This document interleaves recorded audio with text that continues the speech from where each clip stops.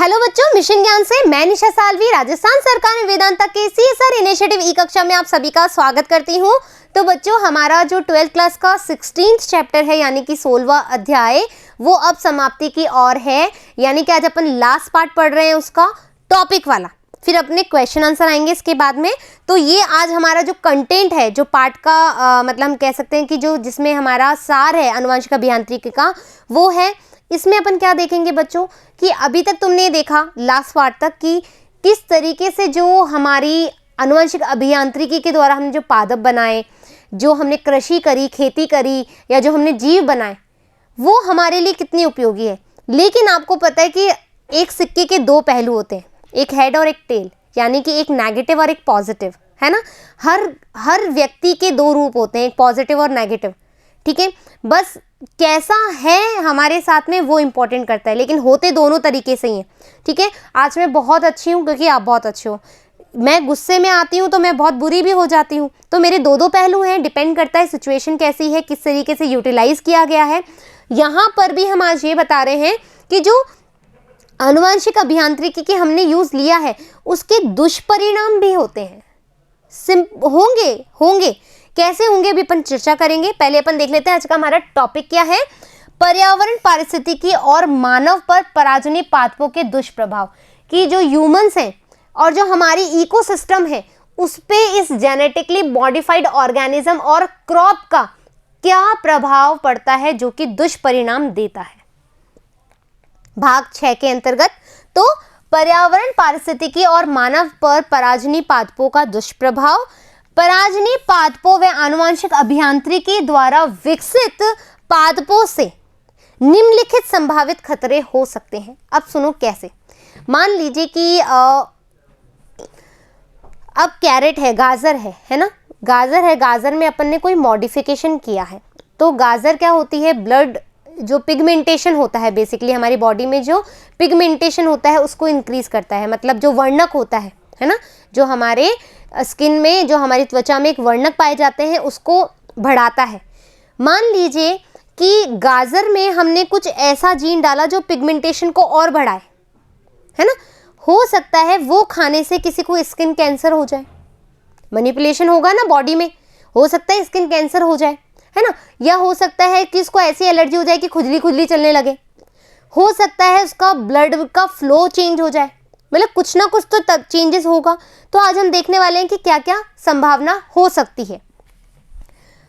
पादपों से निम्नलिखित संभावित खतरे हो सकते हैं।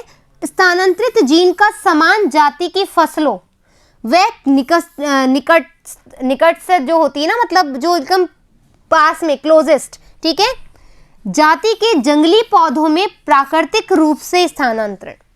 यानी कि मान लीजिए कि मैं इस वाली क्रॉप में जीन स्थानांतरित करना चाहती हूं, तो मैंने यहां पर जीन स्थानांतरित कर दिया, ठीक है, जिसमें मैं चाहती थी।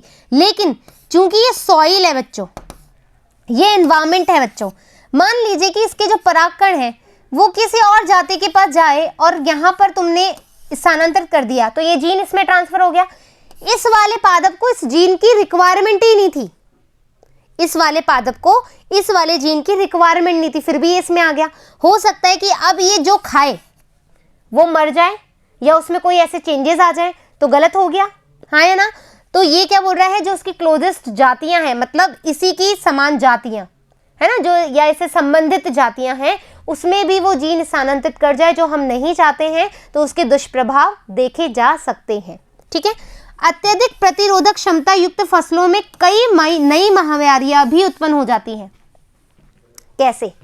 जैसे मान लीजिए कि एक प्लांट है ना, इसको ये जानवर खाता है ना, इसको ये जानवर खाता है। इस जानवर के खाने से क्या होगा, ये अपने सेकेंडरी मेटाबोलाइट्स रिलीज करता था, ये अपने जो जैसे रबर, गोंद, कुछ भी रिलीज करता था, है ना, जो हमारे लिए उपयोगी थे। अब क्या होगा, अब ये इंसेक्ट इसको खाए नहीं, तो ये इंसेक्ट इसको खाए नहीं तो ये अपने सेकेंडरी मेटाबोलाइट कैसे रिलीज करेगा, है ना। तो अब मान लो कि ये तो इसको नहीं खा रहा, लेकिन कोई दूसरा खा रहा है ना, दूसरा खा रहा है लेकिन ये अपने सेकेंडरी मेटाबोलाइट्स रिलीज नहीं कर पा रहा है, तो इसकी खेती को नुकसान है, इसको नुकसान है। इसमें एक नई महामारी लग गई इसके द्वारा, हाँ या ना, आया समझ में। तो अत्यधिक प्रतिरोधक क्षमता युक्त फसलों में भी कई नई महामारियां देखी जा सकती है। पराजिनी फसलों के उत्पादों के उपयोग से उपयोगकर्ता को एलर्जी की संभावनाएं, मैंने बताया था एलर्जी रिएक्शन सबसे ज्यादा होती है ये जो जेनेटिकली मॉडिफाइड क्रॉप्स है उसके द्वारा। फाइन। जंतुओं, सूक्ष्मजीवों, वायरस आदि के जीनों का अन्य महत्वपूर्ण पादपों में समावेश होने की संभावना। क्या होगा, मान लो कि तुम ये बैक्टीरिया है ना, या तुम प्लाज्मिड ले रहे हो, इसमें तुम क्या करवा रहे हो, इस वाले जीन को तुमने इसमें करवा दिया है ना। अब ये जीन तो रूपांतरित हो गई है ना, लेकिन इस बैक्टीरिया के जीन भी तो आएंगे। हो सकता है ये वाला जो जीन हो ये कोई ए बीमारी करता हो हमारे इंसानों में या पादपों में, ठीक है। तो ये वाला जीन, ठीक है, अब तुमने ये इसको प्लांट में डाला, इसको तुमने पादप में डाला, तो ये जीन तो जाएगा ही जाएगा जो अच्छा है, लेकिन ये बुरा जीन भी इसमें जा सकता है ना। ये क्या रोकेगा क्या इसको जाने से, ये भी जाएगा क्योंकि बैक्टीरिया तो इसमें जा ही रहा है, तो ये जीन भी जा सकता है। हो सकता है ये जीन की वजह से इसको बीमारी हो जाए और ये मैं खा लूं तो मेरे को भी बीमारी हो जाए। क्लियर बात, समझ में आ गई। प्राकृतिक पादप जैव विविधता को नष्ट होने का खतरा व नई किस्मों का प्रकृति के द्वारा, ठीक है, वर्ण। क्या हुआ बच्चों, जैसे पहले रेड फ्लावर आ रहे थे है ना, मैंने इसको येलो फ्लावर में चेंज कर दिया है ना, पीले रंग में चेंज कर दिया। एक संतति में आया, दूसरी संतति में आया, तीसरी संतति में आया।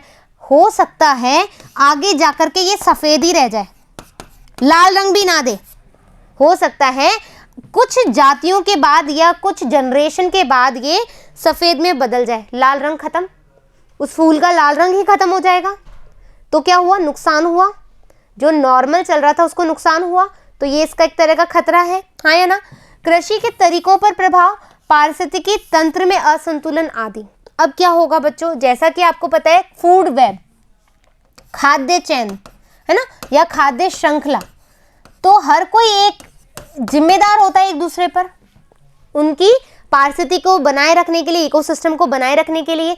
यदि मान लीजिए कि प्लांट है, अब प्लांट तो बढ़ गए, लेकिन तुम जो इंसेक्ट है जैसे शाकनाशी है मान लो, है ना, ये शाकनाशी को तुम किल करते जाओगे तो ये शाकनाशी की क्या है, कम हो जाएंगे, यहाँ पर ये कम हो जाएंगे।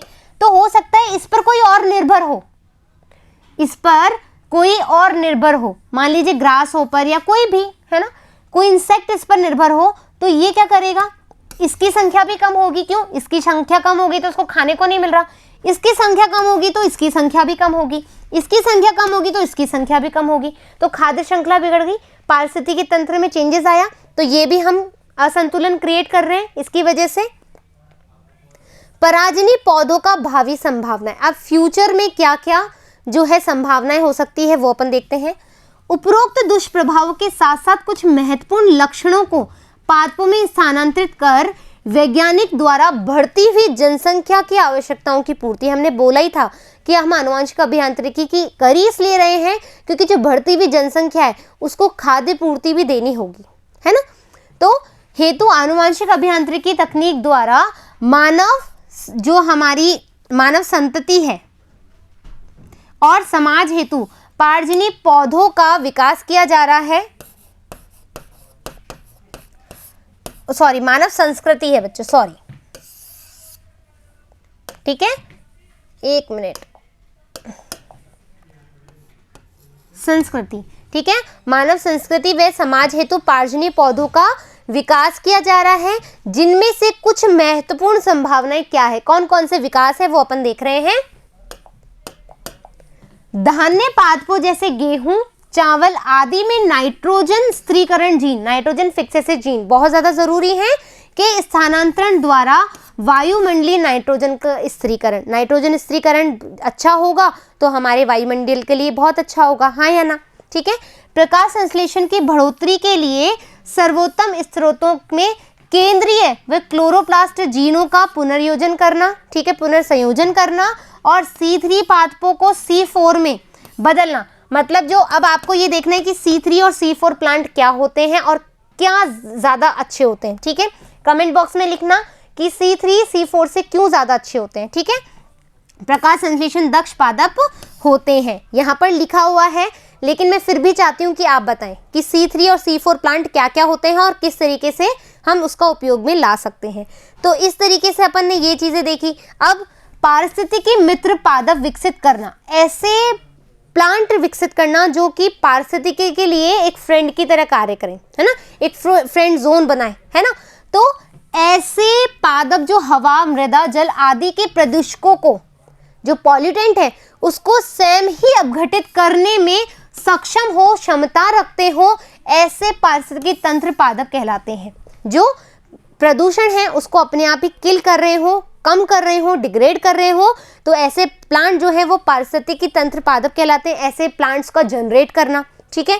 सब्जियों व फलों को पकने के समय इच्छित परिवर्तन कर इनकी मौसम पर निर्भरता भी समाप्त की जा सकती है। जैसे मैंने बताया था कि आज अपन हर मौसम में कोई सा भी फ्रूट खा पा रहे हैं, वो इसी वजह से खा पा रहे हैं। इस तरीके से बच्चों आज अपना ये चैप्टर फिनिश हो चुका है। इसके क्वेश्चन आंसर बचे हैं ओनली। बहुत ही इम्पॉर्टेंट टॉपिक भी है, चैप्टर भी है, फ्यूचर के लिए भी है और नीट के लिए भी है। तो आप इसमें इंटरेस्ट दिखाएं, बहुत मज़ा आएगा। मैंने तो बहुत इंटरेस्ट के साथ पढ़ाया आपको। आशा करती हूँ कि आपने भी उसी मतलब प्रोत्साहन से पढ़ा होगा, बहुत ज़्यादा रुचि लेकर के पढ़ा होगा। फिर मिलेंगे अपन इसके क्वेश्चन आंसर के साथ में और नए टॉपिक के साथ में। जब तक धन्यवाद।